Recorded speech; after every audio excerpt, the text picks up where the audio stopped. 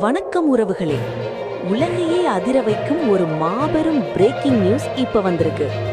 Iran தன்னோட ஆவேசத்தின் உச்சகட்டமா Israel மேல தன்னோட 19வது கட்ட மாபெரும் ஏவுகணை தாக்குதல ஆபரேஷன் ட்ரூ ப்ராமிஸ் 4 இப்ப உக்கிரமா தொடங்கியிருக்கு.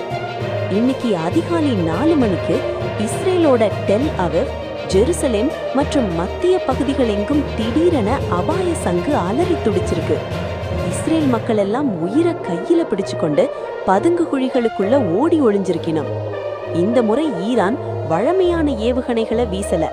இஸ்ரேலோட அயன் டோம் பாதுகாப்பு சிஸ்டத்தையே சுக்கு நூறாக்கக்கூடிய அதிநவீன ஹைப்பர்சானிக் பெலிஸ்டிக் ஏவுகணைகளை ஏவி இஸ்ரேலை துவம்சம் செய்திருக்கு என்று இஸ்ரேலிய ஊடகங்களே பதறி கதறுதுகள்.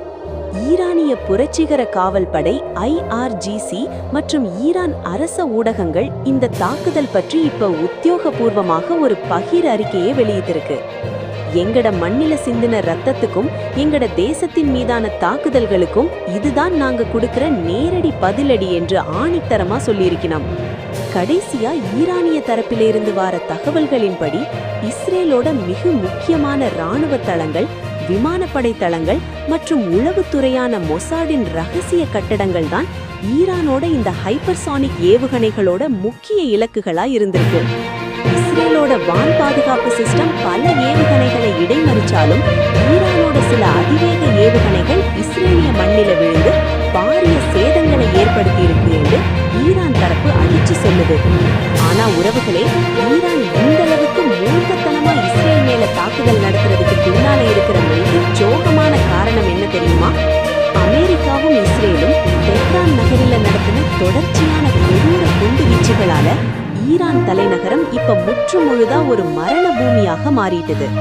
இந்த தாக்குதல்கள்ல கொல்லப்பட்ட ஈரானிய அதிஉயர் தலைவர் ஆயத்துல்லா அலி கமேனியின் 3 நாள் அரச இறுதிச் சடங்கு பாதுகாப்பு காரணங்களுக்காக இப்ப அதிரடியாக ஒத்தி வைக்கப்பட்டிருக்கு.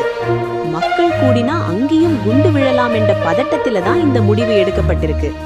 இதுவரை ஈரானில 1000க்கும் மேற்பட்ட பொதுமக்கள் கொடூரமாக கொல்லப்பட்டிருக்கணும் என்ற அதிர்ச்சி தகவலை சர்வதேச ஊடகங்கள் இப்ப உறுதிப்படுத்தி இருக்கு. ஈரானின் வீதிகள் எங்கும் இப்ப மக்களின் அழுகுரலும் தலைவரை இழந்த ஆவேசமுமா தான் நிரம்பி இருக்கு. தலைவரின் உடலை கூட நிம்மதியா அடக்கம் செய்ய விடாமல் இஸ்ரேலும் அமெரிக்காவும் குண்டுமழை பொழிய அந்த துக்கத்தையே மாபெரும் கோபமா மாற்றி ஈரான் இப்ப இஸ்ரேல் மேல 19வது கட்டமா பாஞ்சிருக்கு. இந்த அழிவு போல் இன்னும் எத்தனை உயிர்களை காவு வாங்க போகிறதோ தெரியல.